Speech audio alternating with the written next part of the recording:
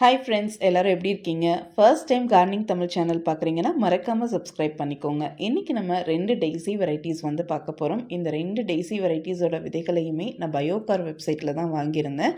ஒன்று வந்து பார்த்திங்கன்னா ஆஸ்டியோஸ்பெர்மம், இன்னொன்று வந்து டைமார்ஃபத்திகா. ஸோ இந்த 2 வெரைட்டியுமே வேறு வேறு ஃபேமிலியை சேர்ந்ததாக இருந்தாலும் பூக்களும் செடிகளும் பார்க்குறதுக்கு ஒரே மாதிரி தான் இருக்கும். ஸோ டிஃப்ரென்ஸ் எல்லாம் கண்டுபிடிக்க முடியாது. அண்ட் வளர்க்குற முறையுமே வந்து பார்த்திங்கன்னா 2க்கும் ஒரே மாதிரி தான்.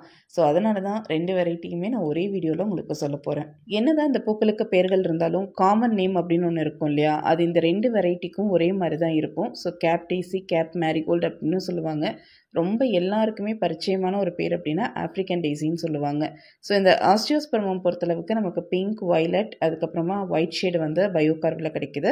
டைமார்ஃபத்திகாவை பொறுத்தளவுக்கு ஒயிட் கலர்ஸ் மட்டும்தான் கிடைக்குது. ஆனால் இந்த 2 வெரைட்டிலையுமே எல்லோ, ரெட், ஆரஞ்சு இந்த ஷேட்ஸ் எல்லாமே இருக்குது. இந்தியாலேயும் அவைலபிளாக இருக்குது. பட் அந்த சீட்ஸ் நமக்கு கொஞ்சம் கிடைக்கிறது இல்லை, கொஞ்சம் ரேராக தான் இருக்குது. நம்ம இப்போ பார்க்க போகிறது எல்லாமே 2 செடிகளுக்குமே பொதுவான விஷயங்கள் தான். விதைகள் எடுத்துக்கிட்டிங்கன்னா நீங்கள் போட்டதுலேருந்து 1லேருந்து 2 வாரத்துக்குள்ளே முளைக்க ஆரம்பிச்சிடும்.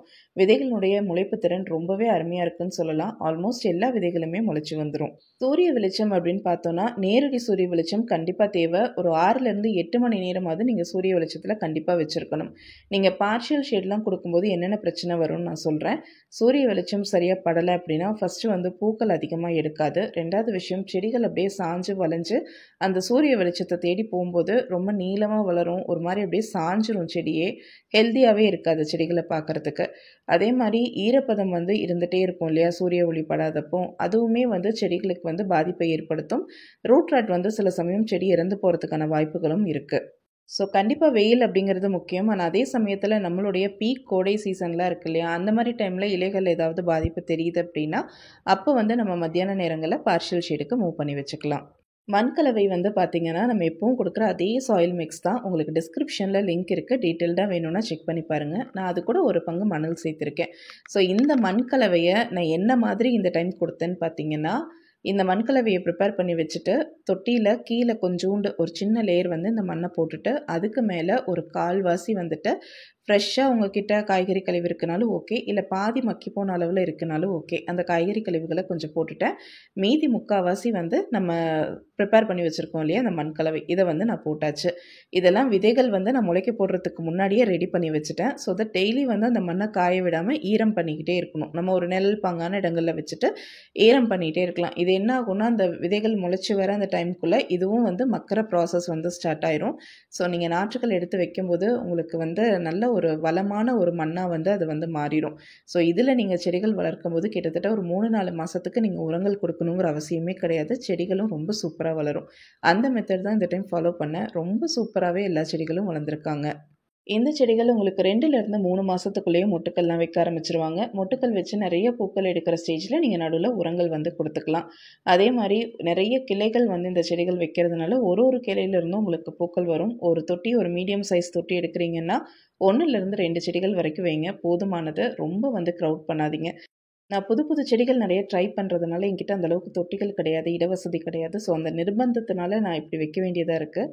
ஸோ நீங்கள் வந்து வளர்க்குறீங்கன்னா தாராளமாக ஒரு தொட்டியில் 1 இல்லை 2 செடிகளோடு நிறுத்திக்கோங்க.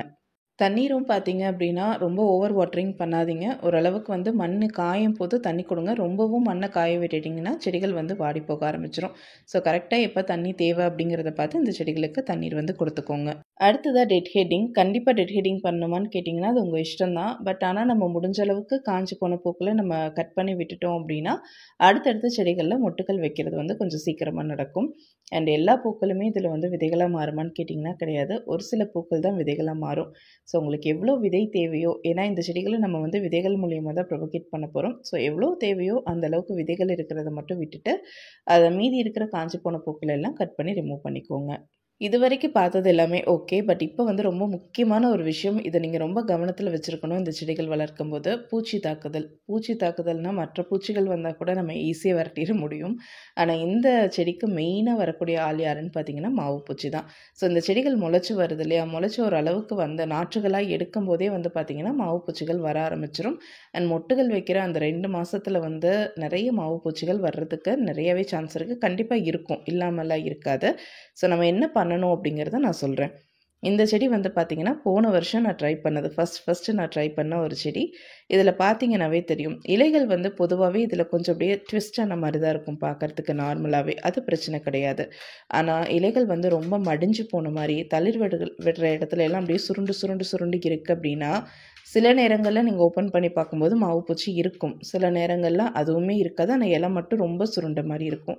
ஸோ அந்த மாதிரி இருக்கிற இலைகள் எல்லாத்தையுமே ரிமூவ் பண்ணிடுங்க. கண்டிப்பாக ரிமூவ் பண்ணி தான் ஆகணும்.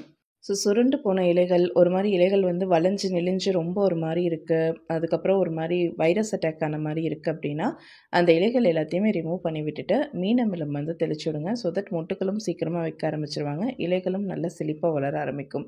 இந்த மாதிரி எங்கெங்கே பார்க்குறீங்களோ அந்த இடங்கள் எல்லாத்தையுமே வந்து இலைகளை ரிமூவ் பண்ணிடுங்க. சப்போஸ் மேலே தளிர் விடுற இடங்களில் ரொம்ப வந்து இருக்க மாவு பூச்சி அந்த இடத்த நம்ம கட் பண்ணி தான் ஆகணும்னா, கட் பண்ணி விட்டிங்கன்னா கூட சைட் பிரான்ச்சஸ் வந்துட்டு இந்த செடிகள் வந்து நல்லாவே தளிர் விட்டு வளர ஆரம்பிச்சிருவாங்க. இந்த ஒரு விஷயத்த மட்டும் தான் நம்ம ரொம்ப கொஞ்சம் கேர் எடுத்துக்கிற மாதிரி இருக்கும். அது போக தண்ணி விடும்போது ரொம்ப ஃபோர்ஸாக விடாதீங்க. செடிகள் வந்து சாஞ்சு போயிடும் சீக்கிரமாகவே. செடிகள் சாயிற மாதிரி இருக்குதுன்னா ஏதாவது ஒரு சப்போர்ட் சிஸ்டம் வந்து கொடுத்துருங்க. இதனால தான் சொல்கிறது, நாற்றுக்கெல்லாம் நீங்கள் எடுத்து நட்டும்போது இந்த மாதிரி சாயிற பிரச்சனையெல்லாம் கொஞ்சம் நம்ம தவிர்த்துக்கலாம். இந்த பூ வந்து போன வருஷம் நான் ட்ரை பண்ணும்போது பூத்த முதல் பூ. இதனுடைய சென்டர் பகுதி பார்த்திங்கன்னா அப்படியே சுகர் சிரப் ஊத்துன மாதிரி இருக்கும் பார்க்குறதுக்கு. இந்த பூ வந்து ஃபஸ்ட் டைம் நான் பார்க்கும்போது பக்கத்தில் வச்சு பார்த்துட்டே இருந்தேன். ஒரு 2 மணி நேரம் 3 மணி நேரம் இருக்கும். கீழே வச்சுட்டு பார்த்துட்டே இருந்தேன். அவ்வளோ அழகாக இருந்தது.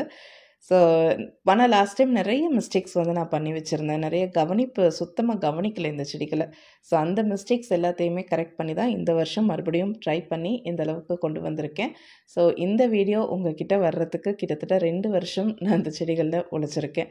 பட் ஆனால் ஈஸியாகவே விதைகள்லேருந்து வளரக்கூடிய செடிகள் தான். கண்டிப்பாக நீங்கள் ட்ரை பண்ணி பாருங்கள்.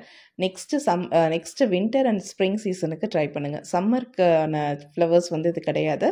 வரப்போகிற செப்டம்பரில் நோட் பண்ணி வச்சுட்டு கண்டிப்பாக ட்ரை பண்ணி பாருங்கள்.